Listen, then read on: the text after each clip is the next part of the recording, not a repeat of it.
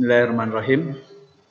Baik, sekarang kita memasuki pelajaran yang pertama, yaitu dengan materi meyakini kitab-kitab Allah Subhanahu wa taala dan mencintai Al-Qur'an. Perlu kita ketahui tujuan pembelajaran kita, yaitu yang pertama adalah menjelaskan iman kepada kitab Allah, yang kedua menyebutkan nama-nama kitab suci, yang ketiga menjelaskan isi ajaran kitab suci tersebut, yang keempat menjelaskan perbedaan kitab suci dengan suhuf, dan yang kelima adalah menjelaskan hikmah beriman kepada kitab-kitab Allah.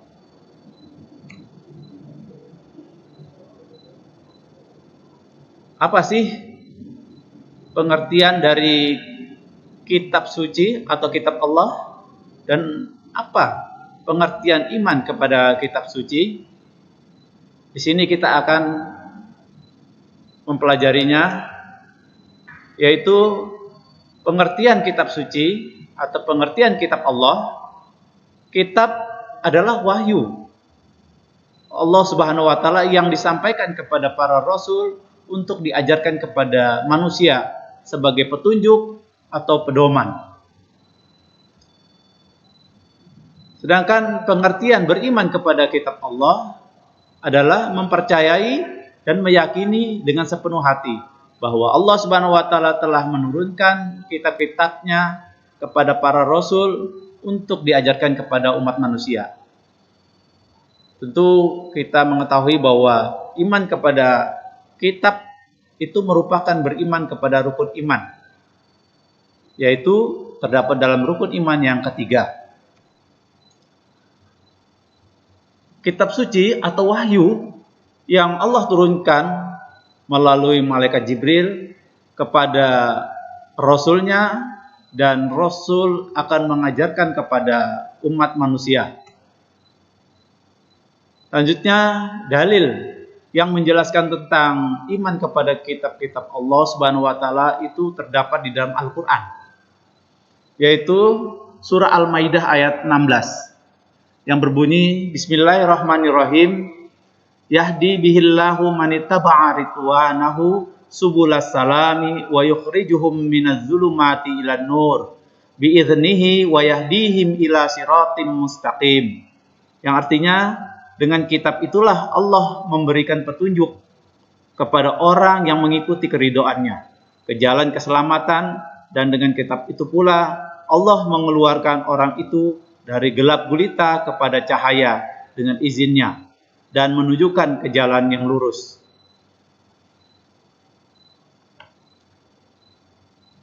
Kitab-kitab apa saja yang wajib kita imani?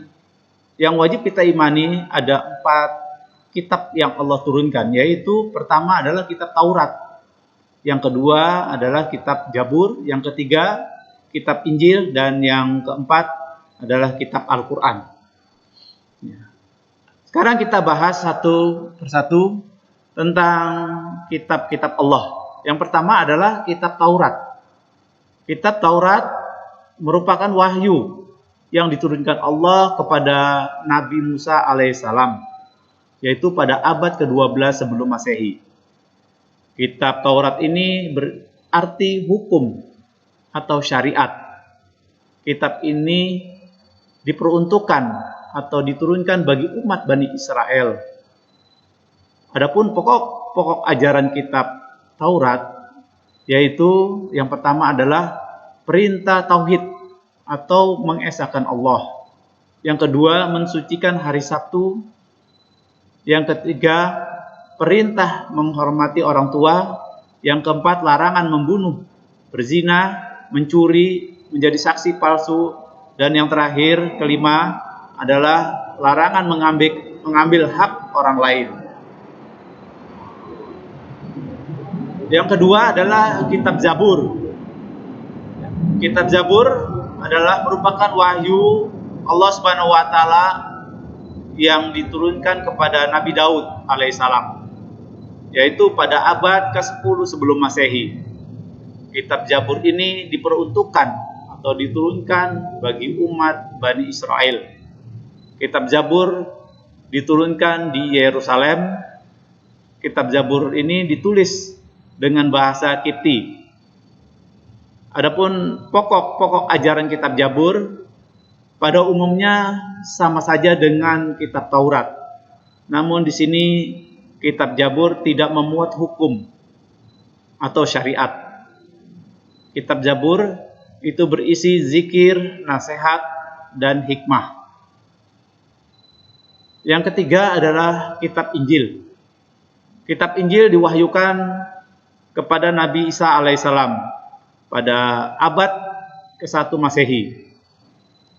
Kitab Injil ini menggunakan bahasa Suryani dan kitab ini diperuntukkan bagi umat Nabi Isa atau bangsa umat Nasrani.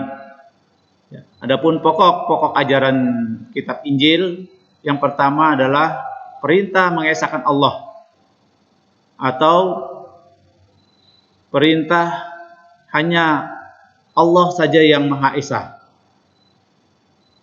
Yang kedua, membenarkan keberadaan kitab Taurat. Yang ketiga, menghapus beberapa hukum dalam kitab Taurat karena sudah tidak sesuai atau tidak relevan lagi. Dan yang keempat, menjelaskan tentang akan datangnya rasul yang terakhir. Dan yang terakhir adalah kitab Al-Quran. Kita lanjutkan. Yang keempat adalah kitab Al-Quran. Kitab Al-Quran ini diwahyukan kepada Nabi Muhammad SAW, yaitu pada abad ke-7 Masehi. Kitab Al-Quran itu merupakan wahyu Allah yang terakhir atau penyempurna bagi kitab-kitab terdahulu. Diperuntukkan bagi umat Nabi Muhammad SAW hingga akhir zaman. Adapun pokok-pokok ajaran kitab Al-Quran, yaitu yang pertama adalah tentang akidah atau keyakinan, keimanan kepada Allah Subhanahu wa taala. Yang kedua tentang akhlak, berbudi pekerti atau berakhlakul karimah, akhlak yang baik. Yang ketiga tentang ibadah, yaitu tata cara beribadah, apakah itu ibadah sholat, ibadah puasa, zakat, dan lain-lain sebagainya.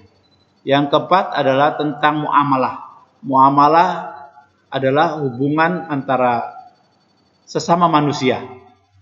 Dan yang kelima tentang tarikh atau sejarah, kisah-kisah umat-umat terdahulu. Nah, apakah wahyu Allah itu hanya berbentuk kitab saja atau ada wahyu Allah yang lain? Tentu jawabannya adalah ada, yaitu wahyu Allah yang berbentuk suhuf. Wahyu Allah itu sebenarnya ada dua. Yang pertama kitab, yang kedua berbentuk suhuf. Wahyu-wahyu Allah Subhanahu wa taala yang diterima oleh para rasul ada yang berbentuk kitab, ada pula yang berbentuk suhuf. Jika wahyu tersebut dibukukan, maka disebut kitab. Sedangkan jika berbentuk lembaran-lembaran terpisah, maka disebut suhuf. Adapun dalil tentang kebenaran suhuf itu terdapat di dalam Al-Quran, yaitu di dalam surah Al-A'la, surah yang ke-87, ayat 18 dan ayat 19, yang berbunyi, Bismillahirrahmanirrahim, Inna hadza lafis suhufil ula, suhufi Ibrahim wa Musa. Yang artinya, sesungguhnya ini benar-benar terdapat dalam kitab-kitab dahulu, yaitu kitab-kitab Ibrahim dan Musa.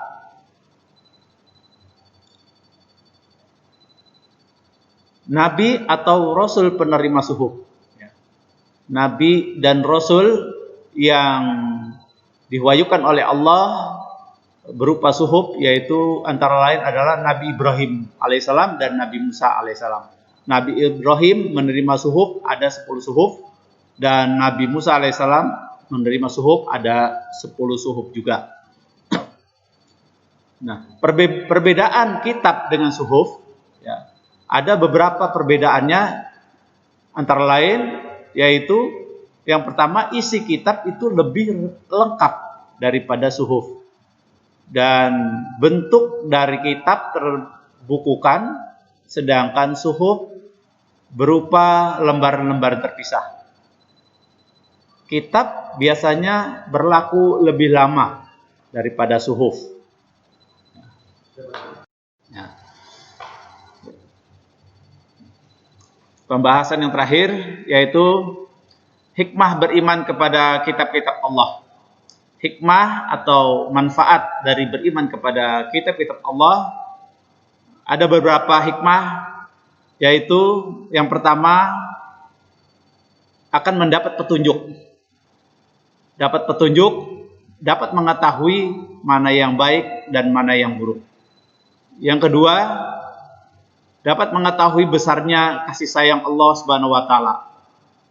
Yang ketiga, hati menjadi tentram. Yang keempat, bertambah ilmu pengetahuan.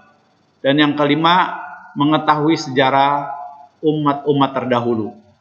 Demikian materi pendidikan agama Islam yang bertemakan